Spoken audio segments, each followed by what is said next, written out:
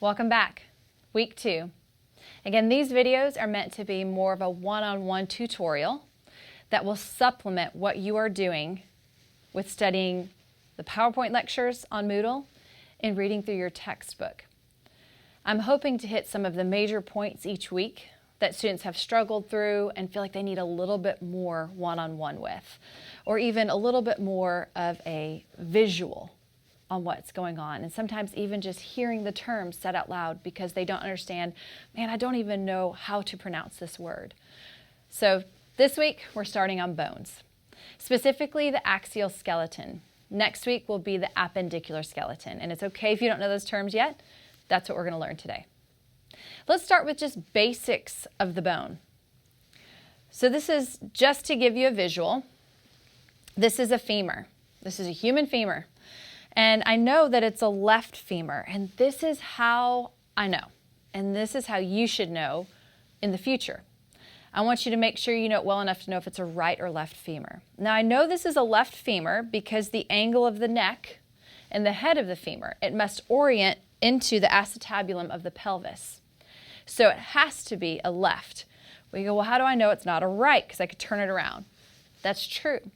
But when I look at the distal end of this bone, I'll turn it back over and I can see where our kneecap slides, the patella bone.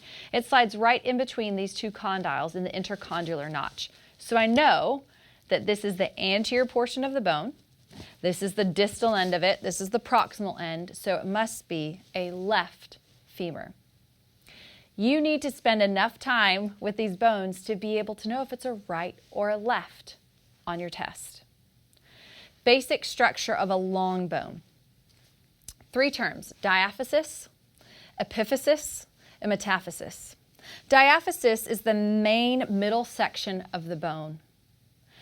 For the ends, those are our epiphyses, or the epiphysis on one end. What's right in the middle, where you guys have heard of growth plates, that's the metaphysis. Meta means change. So it's changing from the diaphysis to the epiphyses, right? So that's metaphysis. Basic 3 areas of long bone, just so you can visually see it. It's pretty straightforward, but just helpful when you see it on a bone. The rest of our time together, I really just want to take the list of bones and bony landmarks that you will find on Moodle. I just want to go through this list. Now, we may not hit every landmark, but we will hit every bone today. Your book, again, towards the back of your book, shows you in color figures that show you exactly what each structure is. There is one caveat that I noticed, is that on the axial skeleton on page 112, the lacrimal bone, it is not pointing to the right bone. But on page 113, it does have it pointing correctly towards the medial aspect of the orbit of the eyes. When we get to that today, I will make sure to point that out again to you. There's a few mistakes in your book. You know, they're human, but I'll try to call those out when I see those in your book as well. So if you want to pause this and print out the list of bones and bony landmarks that you are responsible for on Moodle, feel free to pause the video now and print this out. Have it along beside you as you follow along, and you can take notes on anything that might help jog your memory and help you remember each of the structures. Looking at the human skeleton, we have an axial skeleton and an appendicular skeleton. Axial, just by its term, is really the pivot point that everything else comes off of. So the axial skeleton includes our skull, our spine from cervical, thoracic, lumbar, sacrum, and coccyx. It includes the rib cage and includes this hyoid bone that you find on the anterior portion of the cervical spine. It does not include our extremities, our upper extremities or lower extremities. What's confusing is it does not include the clavicle or scapula of the upper extremity. Those 2 bones are considered part of our upper extremities, and we will tackle those when we look at the appendicular skeleton next week. Same thing for the pelvis. Many of us think, well, man, the pelvis is so anchored and firm, it's got to be part of the axial skeleton. It's actually not. It adheres to the sacrum, and so we consider it to be part of the appendicular skeleton of the lower extremity, so your pelvis and then the leg bones beyond that. The part that you will want to spend the most time on this week when you're looking at learning bones and bony landmarks is just the skull itself. It tends to be a little bit more involved, a lot more bones. If you're looking at our entire skeleton, it consists of 206 bones. There's a lot for you to start learning. Good news is a lot of them are paired, so if you learn the right side, you've already learned the left side. With those 206 bones, you also need to know landmarks on those bones. These landmarks are great for us when we are looking at needing to find blood vessels for embalming, or maybe even understanding with restorative arts why you get certain ridges and shallow areas in the face and helping to restore the person to what they look like in living. So knowing the foundation that you're working from, the skeletal system, we will start layering each week on top of that muscles, blood vessels, and different systems as we move forward. So let's start with axial skeleton. Let's start with the skull first. Now I actually have a skull right here, and I'm going to use this for most of my demonstration as we talk through today. If you have your list of bones, I'm going to just go through in order so you can keep up. Starting with the skull, we have some major bones. That is the cranium and the face area. The major bones of the cranium, some are paired and some are just independent. The very first front bone is the frontal bone. Things are named for where they're at or what they look like in anatomy, which is really nice. Anatomy tends to be very descriptive. Now, as you move posteriorly, you will find two bones that are sutured together in the middle, and they meet midline. These are your parietal bones. Now, this parietal bone, is it your right or left? Do you remember? Anatomical position, it's always based off of the body. So this person's right side, right parietal bone. As you continue to move posteriorly, I'm going to turn it around so you can see. We did frontal, parietal. Back here is the occipital bone. Feel on the back of your head. You feel that bump on your skull? That's your occipital bone right here, okay? Now let's go to the side. We said up at the most superior portion is the parietal bone. Moving inferiorly over your ear area is the temporal bone. Now, I'm going to show you a few bony landmarks within each of those bones, but we know repetition is the key to adult learning. So I gave you the basic major bone names, and now let's go to each one and do the landmarks. So you will hear the bone names over and over again. Frontal bone here. If you look at the frontal bone, where we think of our forehead is going to be your frontal eminence. The frontal sinus you cannot see because we'd have to cut through the bone. A sinus is just an open area that lightens the bone. Because if it was solid bone, our heads would be very heavy skulls. Back up to the top, supraorbital margin, just over the eyelid here, over the orbit, the opening for the eye. Superciliary arch is just above that.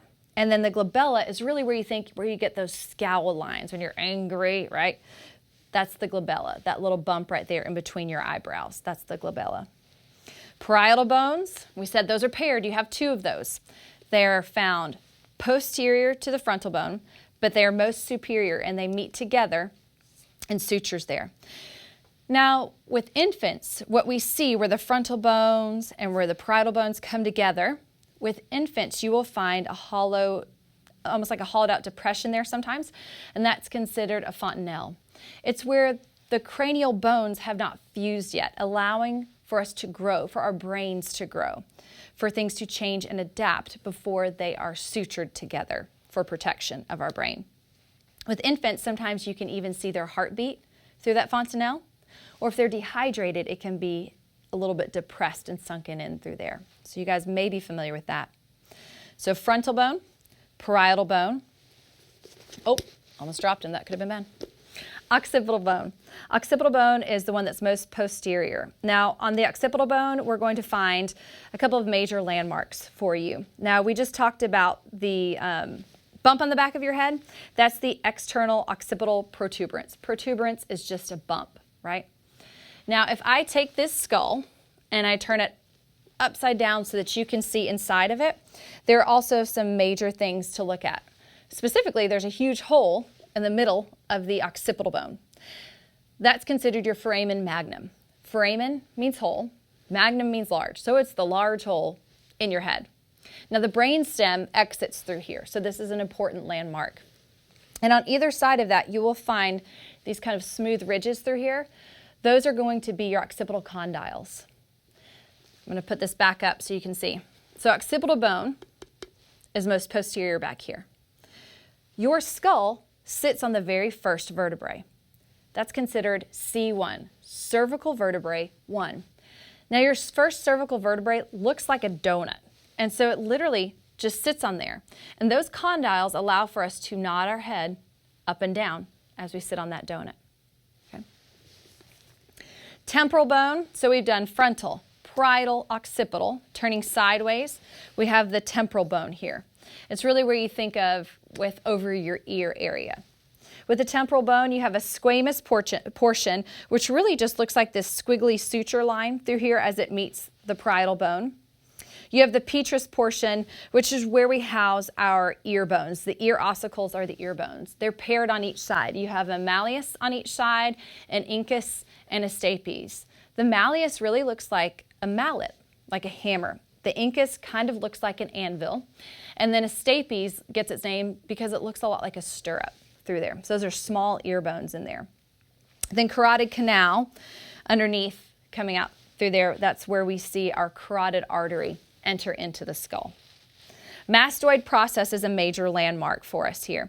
This is the big bump that you see most inferiorly on the temporal bone. This is going to be where our sternocleidomastoid muscle meets right here. And again, major landmarks for embalming because we need to know this bony landmark to know where the muscle runs off in order to find our anterior cervical triangle to find the carotid artery and the jugular vein. You don't need to know all of that now. I just want you to understand the significance of some of these bony landmarks. So mastoid process of the temporal bone is important. Mandibular fossa is literally where the mandible, the jaw, comes in to this little groove right here. So that's mandibular fossa. External auditory meatus. So let's just think about terminology. External, outside. Auditory, sound. Meatus is just the hole. So your outside ear hole, literally that's what that means. Okay, don't make things too hard. Try and make them make sense. Remember we talked about reading for understanding, studying for understanding, organizing it, right? And then the zygomatic process. Zygomatic process is this protrusion, this kind of point that comes out and meets the zygomatic bone. So it's named because of the bone that it's meeting up with. So zygomatic process of the temporal bone. Okay. Sphenoid bone, now this is where it gets a little bit harder to see. You actually have to take the skull cap or the calvarium off in order to see inside the skull. Now when you remove the skull cap and you look inside the skull, this is what you see. Now you can really see the foramen magnum now, right? So occipital bone, where our brainstem goes through, foramen magnum. As you look, now this is the most anterior portion, most posterior portion, and I recognize you may not be able to see in complete detail, but I'm hoping with using your book and the figures located in the back and supplementing with this, it will make more sense. And even hearing me say the terms will help you as you're reading through there. Your sphenoid bone, it's almost kind of like a bat-shaped bone down here, kind of winged out here. And in the very center, just anterior to the foramen magnum, in the very center, you'll see another shallow depression. And this is called the sella turcica, which literally means Turkish saddle. Kind of a funny name. But think about, oh yeah, I could see how that's a saddle, like a resting place to sit in, and that's actually where your pituitary gland sits. So sella turcica of the sphenoid bone. Sphenoidal sinuses, you'd have to cut through the bone to really see those. So if we do cut through and see different sections with different planes, you could see them there.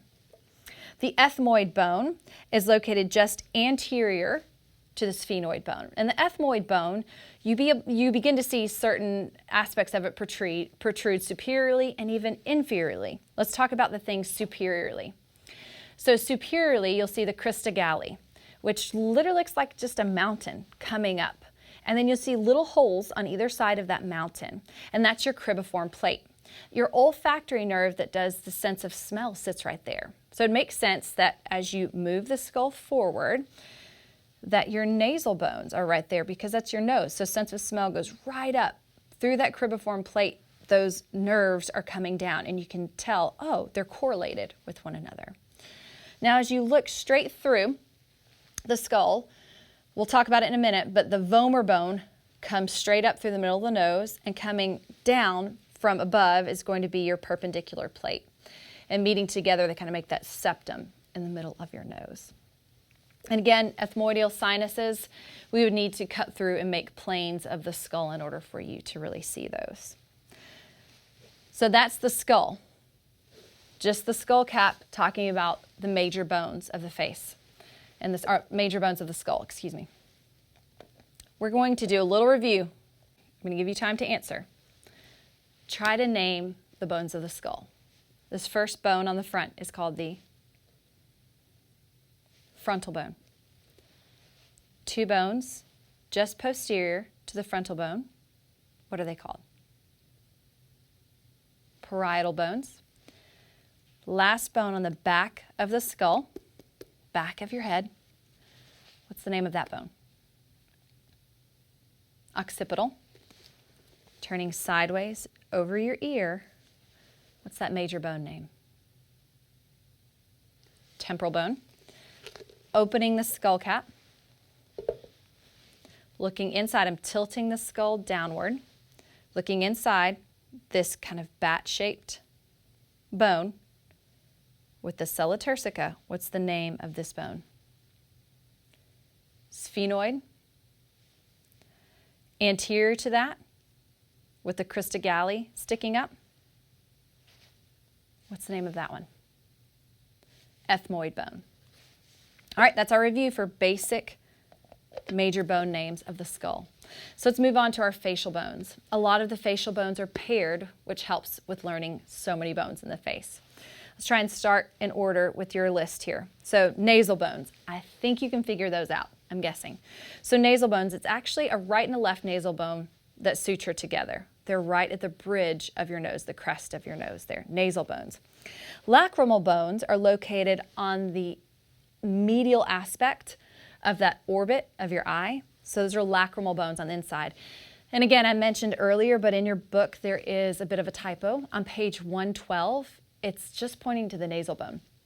It's not pointing to the lacrimal bone. But if you look at the other page next to it, page 113, you will see that it's pointing to the lacrimal bone there. So that's a little caveat you'll want to note there. Zygomatic bones, those are your cheekbones. When you think about it, cheekbones. So remember, touch on your body so that you can remember this better. And we've already heard the term zygomatic because with the temporal bone, it had a zygomatic process that reached out and touched the zygomatic bone. Okay? So guess what the process is that sticks off the zygomatic bone that's touching the temporal bone? Temporal process. That can be confusing. It's the temporal process of the zygomatic bone there. Maxilla, hold your upper teeth. That's kind of the easiest way to think about it. And with the maxilla, we have palatine processes. Now, if I can do this without, let's see if I can dislocate the jaw so we can see. If I dislocate the jaw, not going to help. That didn't work. Rewind that one. All right. Maxilla. Maxilla is this upper portion of where we hold our teeth. That's the maxilla. Now, if I tilt up, you'll have to look under the mandible, but at the roof of your mouth, those are the palatine processes. The maxilla not only makes up the front of your teeth here, but also the roof of your mouth when you push your tongue up against the roof of your mouth. Alveolar processes are just each of the individual sockets for our teeth. And then maxillary sinuses, we've all had, those terrible colds or sinus infections where it literally feels like your teeth hurt. That's because there are sinuses in there, hollowed areas, to lighten the bone that can get filled with fluid and feel pressure. We cannot see those sinuses unless we take planes and section out the bone. Palatine bones. Now we just said the maxilla has palatine processes, and it makes up the majority of the roof of your mouth. But if you continue to move posteriorly on the roof of your mouth, there are just small areas in the very back that are smaller bone called your palatine bones, a right and a left that fuse together with the maxilla and make the roof of your mouth. The vomer bone, we mentioned that one as well. It moves from the maxilla superiorly and touches with the perpendicular plate of the ethmoid bone. So you can see it from the front there, that line that goes right up the middle. Inferior nasal conchae, those are those things coming in from the side on either side of the maxilla in the nose hole area. So if you have an inferior, you probably have a superior, right?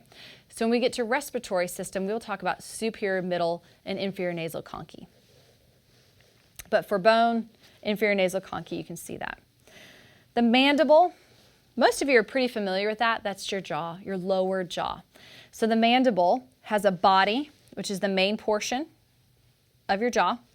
It has an angle where it literally just turns the corner. It creates an angle, right? And then you have a ramus, which is this upper portion of your jaw. So ramus, angle, and then body of the mandible. You will also see alveolar processes, just like on the maxilla, the sockets for where your teeth go in. Same thing on the mandible. The holes for the sockets where your teeth go in, alveolar processes. And then the mental eminence, just kind of the jutting of your chin that a lot of us have hit on something or busted or gotten stitches on, right? Transitional features, this is just, again, wording that you will hear, just terminology that's helpful. Calvaria, skull cap. You saw me take off the calvaria, take off the skull cap when I showed you the inside of the skull. Orbit, you've heard me say that term. Orbit is just where your eye socket is, where the eyeball goes in. That's our skull. That took the majority of this video. You will need to spend majority on the skull this week. It will take more time to comprehend and understand and really stick in your brain. Moving on, we have the hyoid bone, which is this kind of horseshoe-shaped bone with a couple of like horns sticking off of it. It is for muscular attachment for swallowing, vocalization. So that's considered part of our axial skeleton. Unfortunately, you can't really see it because the mandible's in the way. You can see that in your book. Pictures, pretty straightforward. Spine. So we're looking at the vertebrae. You have different sections. So cervical, thoracic, lumbar, sacral, and coccyx. Now they all are a little bit different. Cervical vertebrae tend to be smaller. So read for understanding. That was something we said, right? Let's make this make sense to us. Let's understand it. Why would your cervical vertebrae be smaller? How much does it have to hold up? Not a lot, right? Now, as you get down to your lumbar vertebrae, do you see how large those bodies are on the vertebrae? They're much thicker because they're now holding the weight of your upper body, your skull, thoracic, abdominal, upper extremities, and they're transmitting force every time you walk on the ground. They're absorbing that force through your spine. So lumbar vertebrae are much larger. Cervical vertebrae, you've got the body and then the spinous process that sticks out the back. There are 7 of your cervical vertebrae. The first 2, C1 and C2, look a little bit different. C1, as I told you, looks kind of like a donut. And C2 has a little bit of a spike sticking up that donut pivots off of. And the rest look pretty similar as you move through. So 7 cervical vertebrae. Moving into thoracic, you have 12 thoracic vertebrae. And you also have 12 pairs of ribs that come off of that. So they're paired with one another. Easy to remember that number. Lumbar has 5 vertebrae. And then you have your sacrum that is fused together. And your coccyx are those little bitty, what you talk about, tailbone coming off of there. Sternum, as we turn around here, sternum is divided into 3 portions. You really have the head of the sternum, which we call the manubrium, body, and this last little kind of tail portion is called the xiphoid process. Now they fuse together, but even some of you have taken CPR before. They tell you to find the end of the sternum and do 2 finger widths in front of that because it's often easy to break off this with a lot of force or pressure, right? So manubrium, body, xiphoid process. Those little bits of knowledge that you already have about the xiphoid process will make it make sense and help you understand what it is. Use those bits of knowledge and pull them together. They will help you. Ribs, we mentioned this. There are 12 ribs, 12 pairs of ribs, so 24 ribs altogether. The first couple ribs are considered true ribs, those first 7, because they come right into the sternum, into that costal cartilage. But as we move through, we have what we consider false ribs as they come into more of this flexible cartilage. And even the last 2, I'm going to turn him around so you can see. We call the last 2 floating ribs because they are attached posteriorly to the thoracic spine, but they have no attachment point anteriorly. So axial skeleton, head, entire vertebrae, cervical, thoracic, lumbar, sacral, coccyx, rib cage with your sternum, manubrium body, xiphoid process, 12 pairs of ribs, and hyoid bone that's hiding in there. Hopefully just hearing these terms will help you. Seeing them will help you. Now it's time for you to go study.